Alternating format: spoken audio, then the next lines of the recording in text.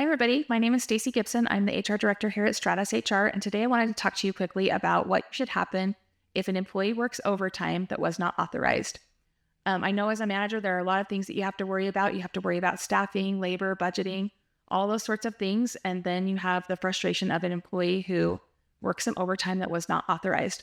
A lot of times we'll have overtime regulations outlined in the handbook. So it will be clearly outlined in the handbook that employees are not authorized to work overtime without prior written approval.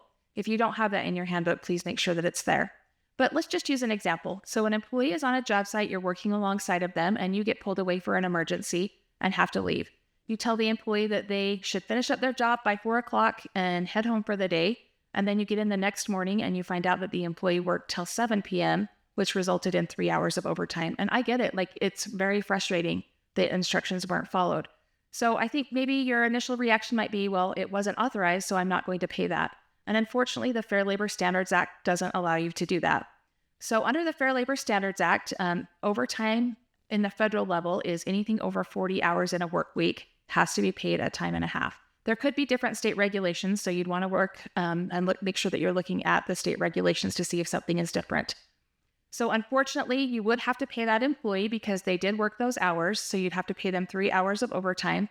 But then you could set the standard and the expectation going forward that, again, overtime is not authorized without prior written approval. You would pay the employee for those overtime hours, and then it would be disciplinary action. So you could write the employee up. And if that action keeps repeating, then it would lead to ultimately termination if they don't continue to follow the rules. Another reason that you would want to make sure that you pay that overtime is because there could be civil penalties. So if you are willfully or repeatedly not paying overtime when it's due, you could be subject to a fine up to $1,000 per instance. So we don't want that to happen. So just make sure that you get your employee paid, handle the discipline, and move forward from there. Thank you.